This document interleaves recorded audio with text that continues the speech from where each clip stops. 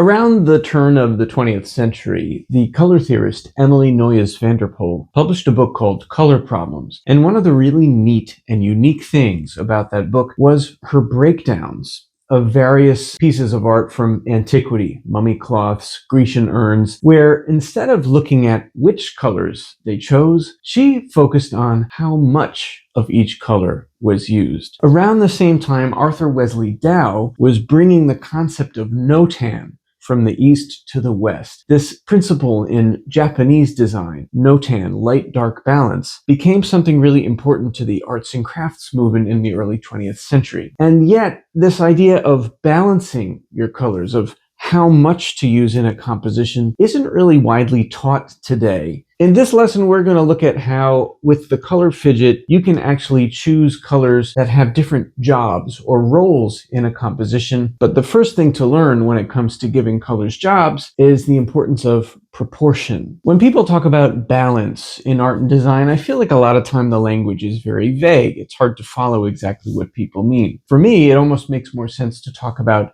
intentional imbalance. And so this idea that's been around for a few decades of the 60-30-10 rule is a good place to start. As far as I know, the 60-30-10 rule started in interior design. This idea that, the wall color is your 60%, the couch maybe is your 30%, and the throw pillow is the 10%. The idea that the colors that you're choosing to harmonize together are only really going to work well together if you're putting the right color in the right role. The same thing is true in app design or UI design. If you're designing an app for use on the phone, you've got to pay attention to the surface color, the container color, the accent color, the color of your buttons and warnings, because all of those different elements of a user interface have to remain consistently clear about what role they're playing. Otherwise, the user is going to get confused or lost and lose interest in the app. Huge corporations have put a lot of energy into setting forth rules about this. I think a great example to look at is Google's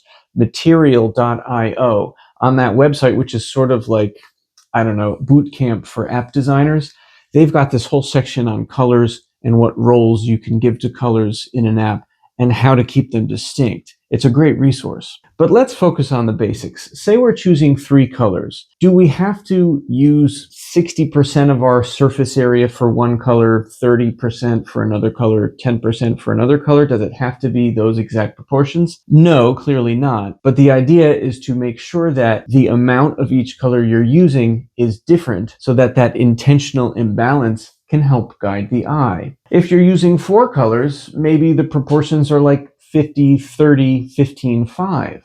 If you're using 5 colors, maybe the proportions are 40, 30, 20, 7, 3. Whatever those proportions are, the point is it's different because unconsciously a viewer or a user or someone appreciating your painting or looking at your ensemble that you're wearing, whatever the application of color is, whoever's looking at that is either going to see a bunch of colors that are not really sending a clear message, or their eye is going to be guided by the amount of each color that you use and where and how you use it. Now, how does all this tie in with the Color Fidget? The fact is, character is a huge component of how proportion works in design. The surface color in an app, is it going to be the most chromatic? Or is it going to be pale or muted or grayish? Probably it's going to have one of those characters, right? What about if you are wearing an outfit and you want to focus people on a certain focal point, like a tie? Is the tie going to be muted or is it going to be vibrant? Probably it's going to be vibrant or maybe deep or something like that. And the point is, character is helping to guide the eye where you want the eye to go. Character is actually a huge part of the calculus of what role am I going to assign a color in a scheme. Take a look at this picture by Renoir. It's actually very carefully organized to guide your eye through that crowded scene. If we do this, which is a representation of where the chroma is, so the darker it is, the lower the chroma, the lighter it is, the higher the chroma. So like things close to white in this graphic mean areas of the painting that are the most chromatic. You can see those hats and that flower are really the most chromatic parts of the painting. And so chroma is actually being used to help guide our eye a little bit. You can tell it's just a few accents here and there because Renoir knew he could kind of imbalance the chroma to guide the eye. But that doesn't necessarily mean you shouldn't use the high chroma color as your 60% color, as the color that takes up most of the painting. Here's a picture by Matisse where the background colors are actually more chromatic than the colors on the face, but it nicely frames the face, and because the hues are surprising and different, it works. The point is to keep areas of high chroma, medium chroma, low chroma artfully imbalanced, just like you would keep areas of light and dark artfully imbalanced. That's what good composition is really all about. It kind of doesn't matter which hues you use, and that's really, again, the point of the color fidget, to get you thinking a little bit more about choosing hues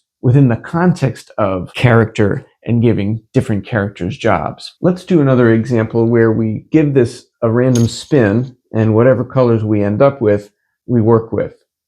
Okay, so I ended up with this configuration, a nice complementary yellow indigo kind of scheme. The color fidget is telling me that I have a range of low chroma colors available that stray a little bit into green, a little bit into orange, and a little bit into teal, a little bit into purple. But if I want to use a high chroma color, I got to stick with yellow or this like indigo ultramarine type blue.